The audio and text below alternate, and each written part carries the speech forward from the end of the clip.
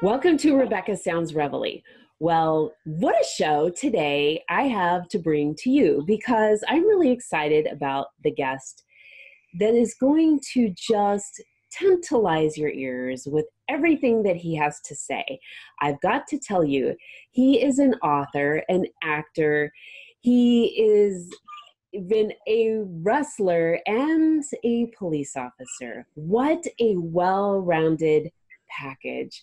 He is the author of When It Was Real. He has been an actor known for Brush with Danger, The Wrestler, and Heroes of Wrestling. And he is also a retired police officer of 27 years with a police department in Maryland. You will also know him for his experience as a wrestler in the WWE. And I have got to just let him share so much more about that with you. And I want to bring him out now. So with me today is Nikita Breznikov. Welcome to the show. Thank you so much, Rebecca. That's a beautiful introduction.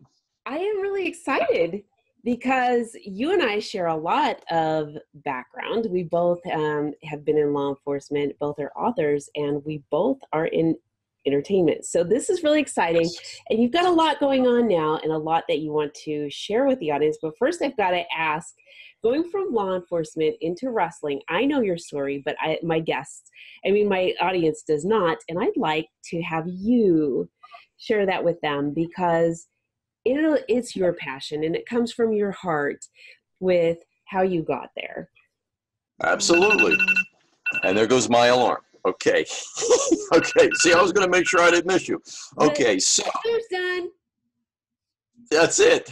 Now, here's how it started. I was still in the middle of the police department career, believe it or not. I was an avid tape collector. And yes, I am saying tape. We're going back to the 90s at this point. I love it. The book that I wrote is about the 70s, me as a kid. Not so much me as Nikolai Volkoff's manager, and this is all going to play together, but what it meant to us. So I tried to collect as much as I could video-wise. So one day I'm working patrol. I was a patrol sergeant at the time.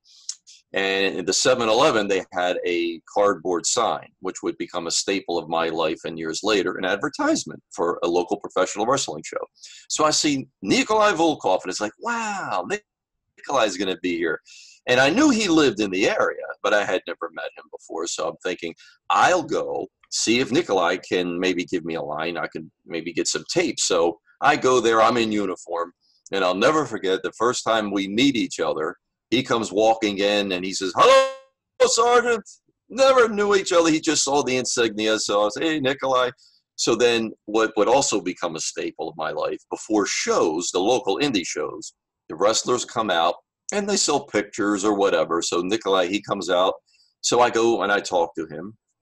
So I say, "Nikolai, I collect tapes. You don't happen to have any?" He's, "Oh, no, but I would love that. Please, I pay you." I said, "You are going to pay me a dime. I owe you for what you gave us. I'll be glad to make you tapes." So from there, we became like brothers. So then I just pestered him. I said, "Nikolai, I want to get into wrestling." He said, no, you have good job. Everybody gets hurt. Don't do it." And I said, all right. So finally, I wore him down. We were actually working.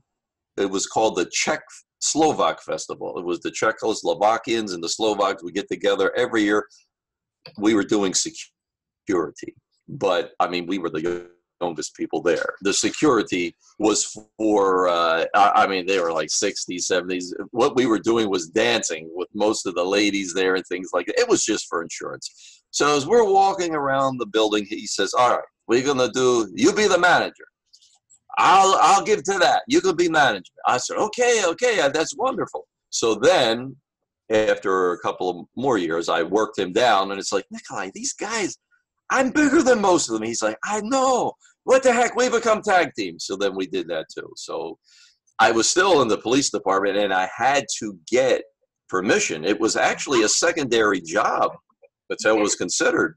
So when I hand my boss, who was also, yes, my boss was also a wrestling fan. He's reading the thing and he's like, "Are you serious?" He said, "This is no, like, you're not making this." I'm like, "No, sir, it's 100% legitimate." He said, "I'll tell you what, I'll sign it if I can meet Nikolai." So, "Oh, you got a deal, no problem." Here's the deal. So let me ask you. And so that worked out. So as you're doing this, while you're kind of moonlighting as a wrestler by night and an officer by day, you are becoming known. So I'm going to guess, Yes. I know what it was like for me on the streets. So were your contacts starting to go, "Oh, you know what? Nope, I'm not even going to mess with you because I already know what you can do"? No, and I'll tell you why. I was actually a detective when I got really going, and pardon me just for a second, but at the bottom of the book, they have the publisher put a little picture of me in uniform and then me as a Soviet general, and he says by daytime he was a hero police officer, at night a hated Soviet general. Nobody knew. In fact, a funny story, we would do this local thing called Manic Monday for WJZ. So they would have different locations and people would sing Manic Monday. So we appear, and I'm in my costume, and Nikolai's in his. So somebody taped it at work. Now I'm sitting in the back of the room, a room full of detectives, mind you. So they play it on the television. So one guy turns to the other. He says, "What the heck are we watching this for?" And he's like, "That's him. That's the Sarge." And he's like, "No, it's not." And he looks at me and he's like, "That is you. We didn't know." I said, "Well, you weren't supposed to." And that was the idea. And not that it was meant to be a secret. I just didn't make a big deal of it. Sure. And we were able to pull it off. So it was great. That had to have been really exciting. Eventually, you retired. You also ended up moving out of wrestling and moving your professional career towards acting. And so how did you make that transition? The first part, it's really strange. We were doing different documentaries, and somebody said, "That's an acting credit." I'm like, "I don't care. I do wrestling. I'm not worried about goofy acting." Uh-huh. But after, it was a time where I was still living back in Maryland. So a local guy, he says, "Hey, would you like to be in a movie, you and Nikolai?" And he said, it's a real neat kind of an idea. It's black and white. And what we're doing, we've got the rights to blend in like Lon Chaney Jr., Bela Lugosi, people like that. And already, because I'm a Universal Monsters fan, I'm like, "Oh, okay, this is sounding great already." And he said, "Your character will be Captain Sildmack." And I'm like, "I know that name. That's Kurt Sildmack, who wrote the screenplay, The Wolfman." And the guy's like, "I can't believe it." So there's another bonding that takes place there. So it's like, "Oh, I'll be happy to do that." So we do the movie. And then the bug bit me. Believe it or not, all the time that I was in Maryland, I hardly got involved. When we moved all the way out to Seattle, there was a health issue going on with the wife's sister. So Okay. we came out here to try to help her when I retired. And then I'm flying back and forth. So I actually, Darren Aronofsky, in fact, with The Wrestler, before I did leave the East Coast, we hooked up with him. My good friend Evan Ginsberg, who was one of the producers, and I've known Evan for 30 years, he said, "Look, Darren wants to know what this wrestling thing is. Can we all meet? Come to Manhattan, you, Nikolai, and the luscious Johnny Valiant, another dear friend who's left us." And it was like, "Oh, man, but be happy to be there." But, Rebecca, that night that we were leaving, there was a blizzard on the horizon, and it was coming from the north. So Nikolai said, "You think we should go?" He said, "Going to be big snow, you goof." I said, "Nikolai, we have to do it. Yeah. I don't care if we have to get a hotel or whatever, but we have to do this." So we did it. We go all the way up there. We met. We got everything established. We got home before one snowflake hit the ground. So it worked out beautifully. But then from there, the bug had bit me. So then at one point, I'm going back and forth to Maryland. Loretto, with an O, Gubernatis, she had me on her show Top of the Morning, which still runs. It's a cable show in Baltimore. And she said, "Well, yeah, we'd love to have you as a guest because of your background, of course. So I go on the show. So it filmed on the top of the World Trade Center in Baltimore. So the host asked me a question, and she's like, don't stop him, let him go, let him go. So when we were done, she said, you know what, how would you like to be a co-host? I said, yeah, I want to learn, I want to do things. So for one season, I was a co-host of Top of the Morning, and it's unusual. I mean, I covered topics I had no knowledge of, but it's amazing how much we know, because there were a few things that came about, and it's like, gee, I do know something about that. And, just let people tell their story, and as you know what you're doing, and it's like, boom, just it flows. But you have to be not like introvert like I am. You have to be outgoing. So okay, you do not. But yeah, like so I love it. No, I'm just being silly. But yeah. Gotcha. Oh my God, no, I'm a Leo, so no. Yeah, when people say, "Can we take your picture?" No. When they say, "Can I take your picture?" I say, "I never met a camera I didn't love. Take the picture, please, or you'll upset me if you don't." So yeah. This is fantastic. And so you must have had a really good support system through your entire career to be able to do both of these things with wrestling and law enforcement, and then move on into your acting career as well. At one point I did not, because people said, "How old are you?" I was in my 40s before I hit wrestling, and they're like, "You're too old for that stuff. You're crazy." And I'm like, "What? I feel good.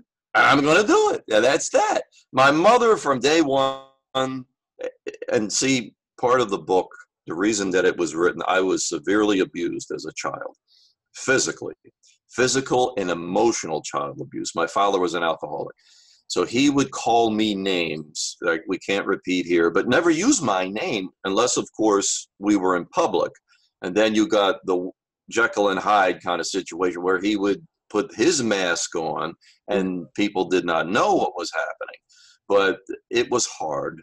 It really was hard. So I never really got that kind of support at home, even to go to become policeman. My mother didn't want me to do it. She's like, no, because people hate cops. You're not going to do this. And I'm like, Mom, I'm doing it. Whether you like it or not, you're going to have to deal with it. But this is happening. So get used to it.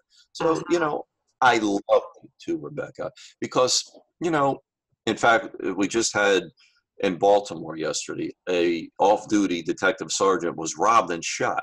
He's on life support.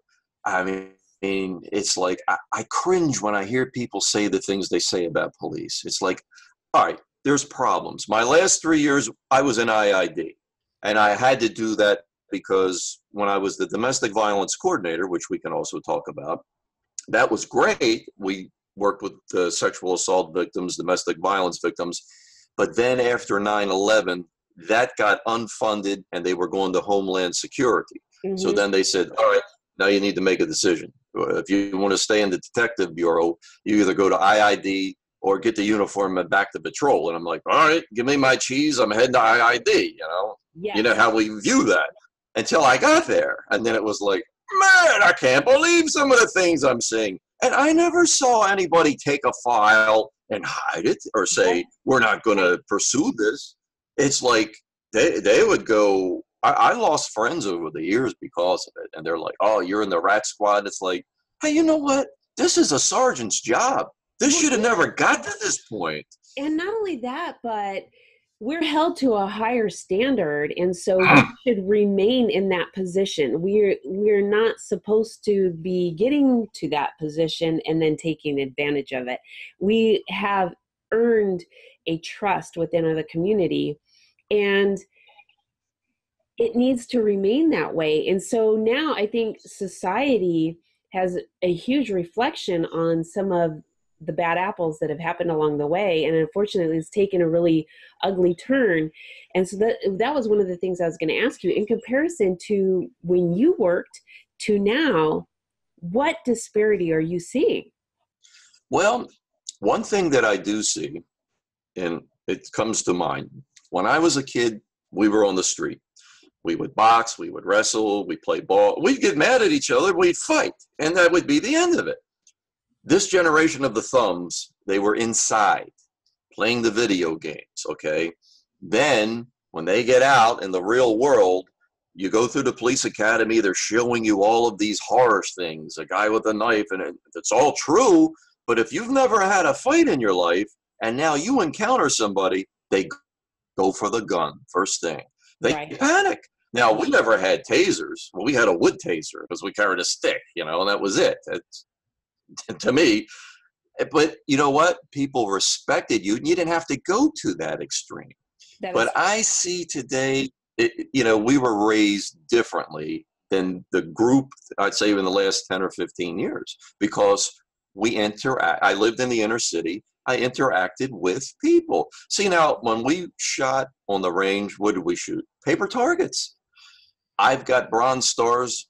I probably should have shot these people in the situations that I was in at the time, but they were human beings, and I chose to hold my fire, and it worked out well, luckily. But when you start playing these video games and things like that, it just seems like second nature to me today, to some of them, that just pull the gun and let it fly. Where with us, again, we shot at paper targets. And then when you meet a human being in that situation, you're going to try to defuse it differently. That is very true. We live in such a different frame of mind in just a short period of time.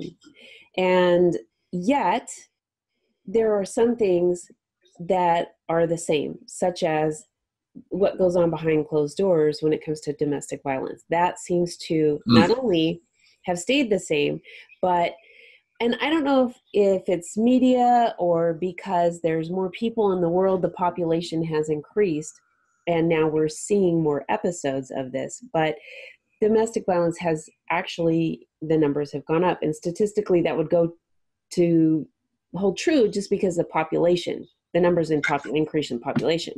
Okay. But that is something that has always been a behind the closed door thing. Nobody wants to talk about, nobody wants to really address the issue on.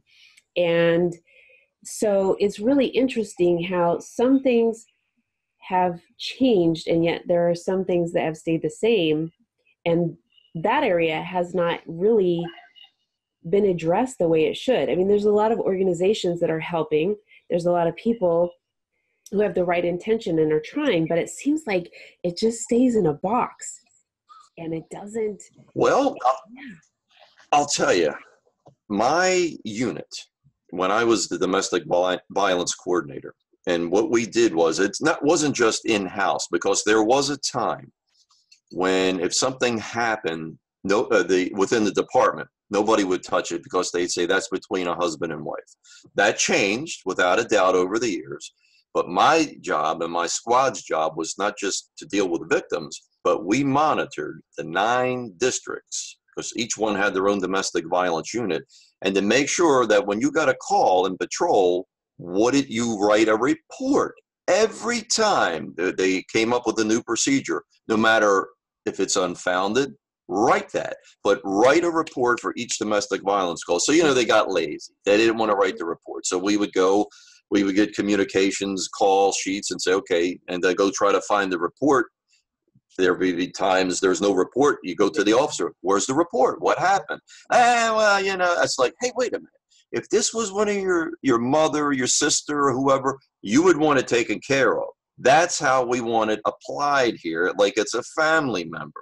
Or if you hate your family, then a close friend, okay? But you got to follow through, because women are going to a court commissioner with a report number. There's no report, and then they get turned away, and then they feel like the system is against them. So that's what we were trying, and we did a very good job. I had 2 people.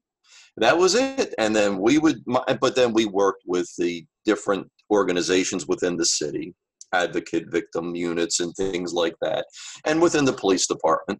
So we got good progress. We really did. We certainly let people know through different programs and different outreach programs. When the television series Homicide: Life on the Street was being filmed in Baltimore, there was an issue with that. And the House of Ruth actually had to get involved with one of Hollywood's names. I'm not going to go into it, but the House of Ruth really served a great purpose. That was a refuge for people, women that were abused. a place where they could go, a safe haven. In fact, officers didn't know the location. Only certain people would find out where it was because it was kept that confidential. And, that's really interesting you say that, because oftentimes it's really hard to keep safe houses really confidential. And that is so important and crucial for someone when they are ready to flee a situation, being that is the most dangerous time for a person to leave a domestic violence situation. And the problem that comes in, people judge because they'll say, well, if it's that bad, why does she stay? Well, you don't have a choice sometimes. And I lived that. When I was going through my abuse, I thought it was normal. I really did. I did not know that that's not how a family is because a lot of my friends, they were all came from divorced families. So I really didn't have much comparison. So I thought, well, what I'm going through is normal, and I accepted it. Wrestling was my catharsis. That's what brought the book about, as a payback for what the men and women in that profession did, saving me. But when people say, well, she should do this, she should do that, what do you do if you have children? Where are you going to go? Who's going to take care of you? And then that begot human trafficking. When you get to runaways, where do the runaways, and then we get into what people tagged as prostitution. It's like, okay, we, again, like with the police getting a bad mark and then people run with that. Prostitution is not what we called it. It is human trafficking. And most of the time, the women are underage. It's like, and who's doing that?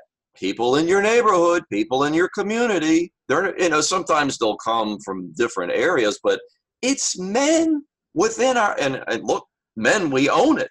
It ain't women out there doing it. You see women that are the human trafficking victims, but it's men that are doing the deed and going around and using another human being. You have a really very important point that you're making, and we are failing to recognize that.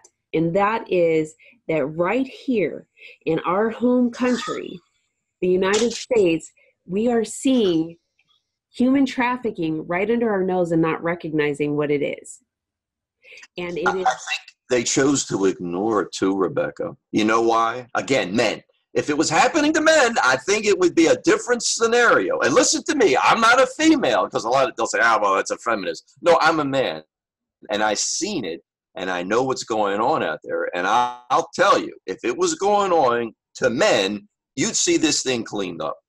Do you think so, Nikita? Do you think if it was gender reversed, that it would be a whole different issue? I think you would see a vast improvement. Now, I hear from some people that say, well, it happens to men too. It's like, boys. Yes, I understand that. Yes. It does happen usually because they're vulnerable, and it's usually that rotten uncle. I now understand what it is about an uncle. But the cases that came upon my view over the years, it's like, how do you tolerate this? And there was one that wasn't job related that I knew of personally. And I'm like, this guy, he married into the fact. I'm thinking, my mother, I know that what she would have done. She'd be in jail. There's no way if this guy molested my sister like that he'd just be coming for dinner next week. And we wouldn't talk about it. It's like, we wouldn't talk about it. Oh boy. There was times I said, look, I can't be in the same room with this guy. I just can't. It's really interesting, because I was having a conversation with someone just recently, and we were talking about the high levels of human trafficking right here and how prevalent it is, along with it being conducted by family members and it being so normalized in our society, and it's becoming numbing to Agreed. our culture. And this is really something that really needs to be recognized and brought forth, because it's not acceptable at all. And No. And like I said, I mean, it's just becoming numbing and normalized, and we're seeing these another area that's kind of being brought to this is the acceptance of certain illnesses such as pedophilia that's being said that this isn't okay, or incest is okay. These things are being accepted as okay. And all of this kind of... I've been waiting for that. I've been waiting for that one. Yeah. Yeah. And I hear you. I've been watching what's been going on, and with a lot of things that have been coming out through, sources of credible media sources. And I am just watching the erosion and thinking, this is really sad, because it does go back to this normalization, the numbing effect, and the acceptance of things that are not acceptable. And so it's interesting that we're talking about it now. Now, I'm going to give Homicide, Life on the Street, I gave him a little knock. I'm going to give him a high mark now. They had an episode. A detective had suppressed this for years, but he confessed to his partner in a moment he was having a tough time with the case. And he told him that he had been molested as a child by his uncle. And he said, I told my father. And my father looked at me and said, "Why are you lying?" And he portrayed it perfectly. Kyle Secor, he did a magnificent job. And he said, because it was an inconvenience. And that is so true, Rebecca. Families don't want to recognize it, because you're going to cause a rift. This one won't talk to me. This one will be, and it's like, this is your child. Even animals. Can you imagine trying to go? I've seen it with buffaloes when they got a little one.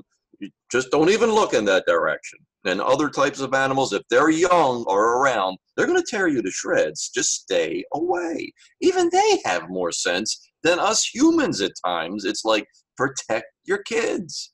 Yes, this is so crucial. And we seem to just be letting things happen instead of stepping up when we need to. And Agreed. we just are letting other things sort of step in place. So, for example, social media, we're bringing in to sort of allow the attention span to be directed so that our attention can be focused on something else, instead of going out and playing with our children or whatever. I mean, there's things that are being misdirected, which... Yes. If they were put in the right direction, we could prevent a lot of things from happening in the first place. I think, well, you've got something right there. The other problem is there's such a wide connection with this web now. And I think web is a perfect description, because these like kinds can connect with each other. And now you have a conspiracy going on, and they can trade information. They can teach each other, if you will. And it's like, this is what we don't need. But I mean, we also grow in so many other positive ways from the web. So you got to take the good with the bad. But on the other hand, people, I think a larger problem, what you're saying about the computer, when I was a kid, we would sit outside in the summer and the neighbors would talk and the kids would play. Everybody's inside on their computer, or they're looking down at the box. And they ignore, just as we're saying, the prostitution problem / human trafficking, and they see it, but if it doesn't affect them, they don't care. People don't reach out to their neighbors like they once did. I mean, it used to be, if you knew you had an elderly neighbor, if it was bad weather, go take care of them. Make sure they're okay. They went shopping, be Johnny on the spot. Go in there and help them. They get this stuff inside the house, But today it's like, here's the dividing line. This is my side. That's your side. So it's like, true. Okay, we need to get closer.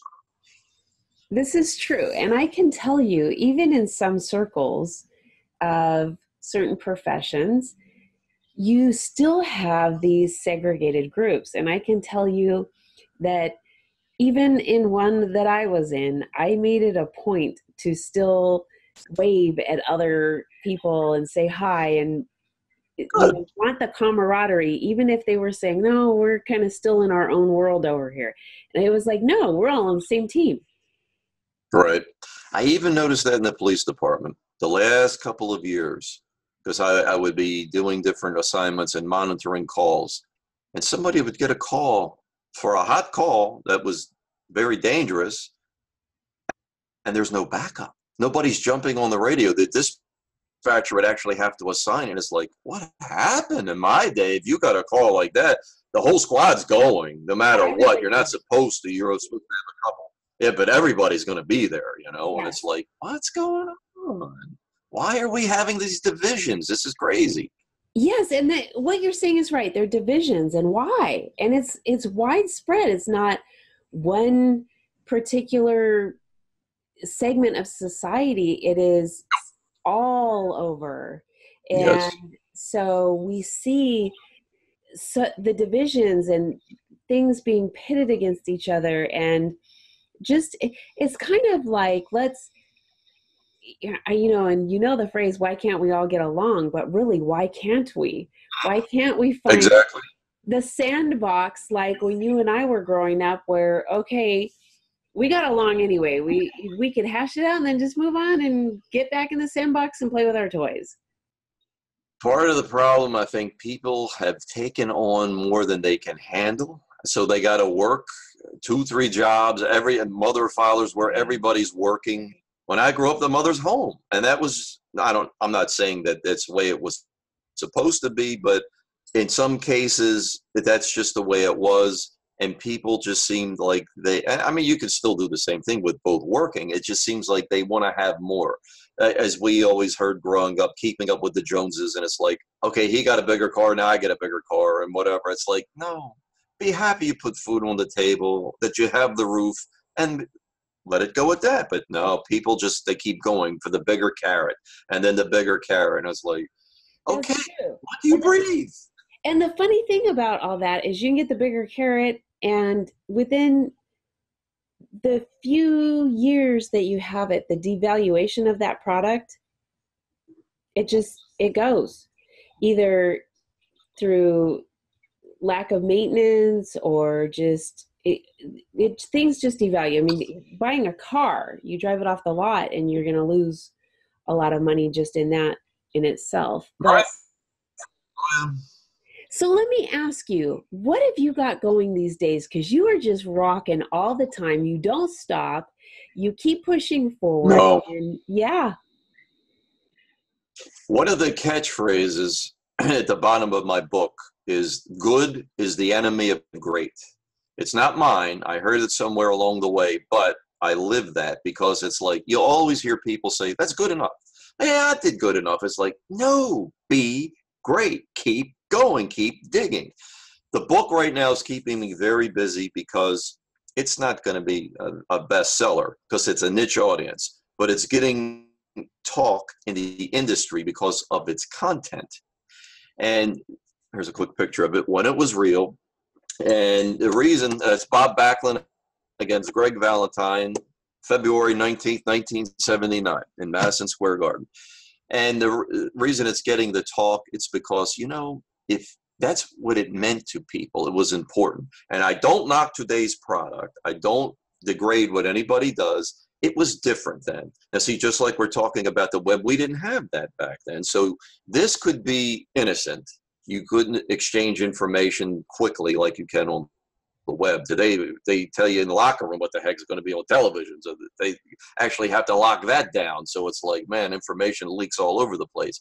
But we didn't even have sharing, because unless somebody was a friend, say like in Boston, and in those days, long distance calls, your parents would clobber you if you made a long distance call because it was expensive.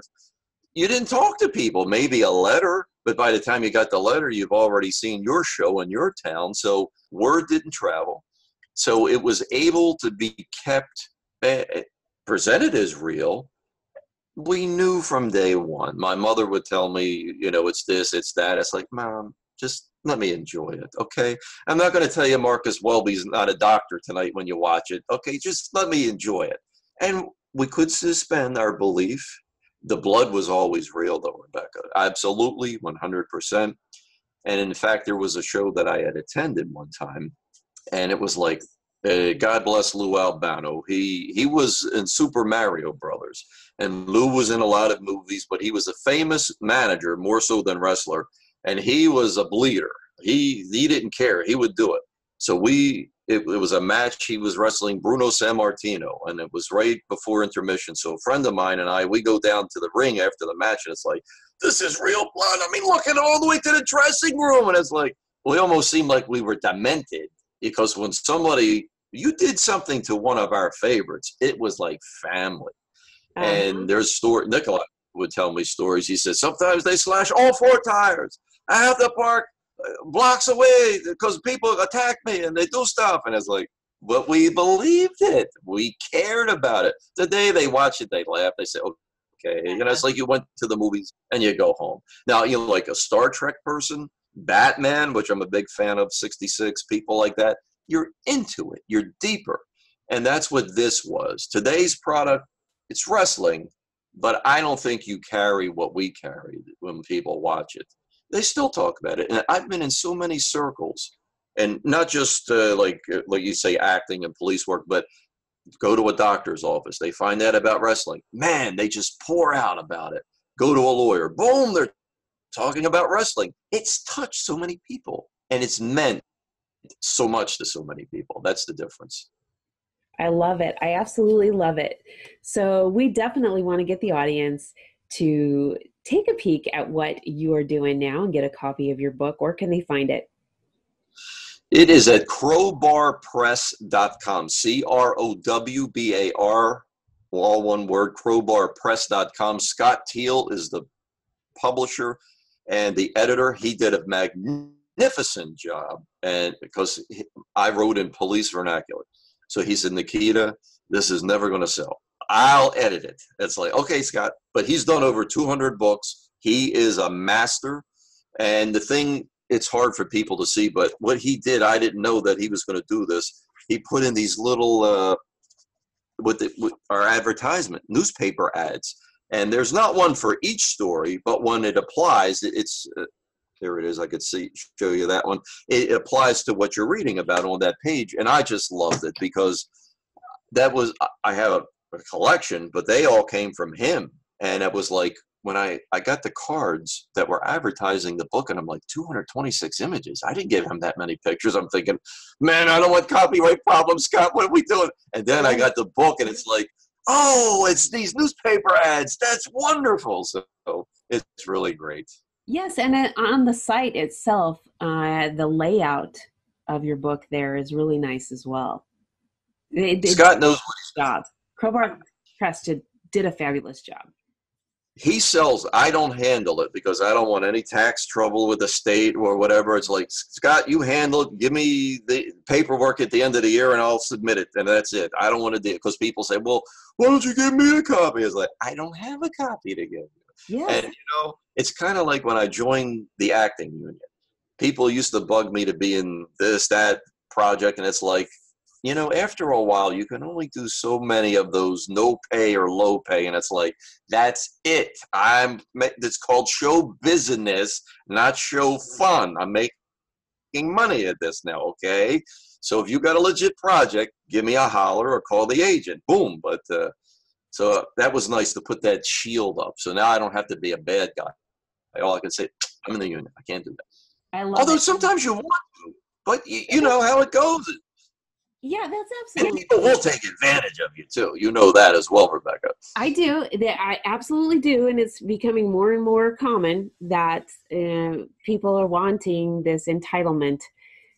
Get something for nothing and not having to put forth a lot of work. And for those that do, they kind of want to ride the tails on that. But let me ask you, when it comes to social media or fan base following, are you on board with that? Yes, Facebook. I post daily something from even though my book only covers the 70s, because I submitted 500 pages to him that he narrowed down to 276, but I go all the way to 1983 is when it changed, is when I called the day the music died, when Hulk Hogan won, and I don't knock him, but the format became different. Yes, so it was like, every day I post something, and I always used to do that, even before the book. And people, you know, I have a small following with it, but people appreciate that. So I'm Facebook. I'm on Twitter as well. I just don't get on there as much. I'm an old timer. It's like Facebook is easy. I go right to Facebook, boom, and that's it. I'm with you. I'm not this big social media person, even though I try. I'm not. So I'm We with try. you. I know. Yes, we do try. But Facebook, Nikita Breznikov, I take in everybody that looks legitimate. If we have a connection with somebody else, or you look at, you know, make sure who I'm letting in, because you know how many goofy people are out there with their gimmicks. It's like, I don't want that trouble. No, thank you. Agreed. I agree with you. Well, Nikita, thank you so much for being here today. This has been quite delightful and very informative for the audience. I know that there's a lot of content that we talked about today that I think that can be really utilized and absorbed and really make a difference in people's lives. My pleasure, Rebecca. Thank you for having me. I am so excited. And for all of you out there who tune in every week, I really encourage you to connect with Nikita on Facebook. Make sure to get a copy of When It Was Real, Crowbar Press. You've got to check it out. This is something that I will tell you is going to really bring a lot of joy to you and a lot of insight. It is really good. Thank you again, Nikita, and I want to thank all of you again for tuning in every week. Make sure you share this with your friends, your family, all of your loved ones, everybody you know on social media, and all those you don't. Thanks for tuning in.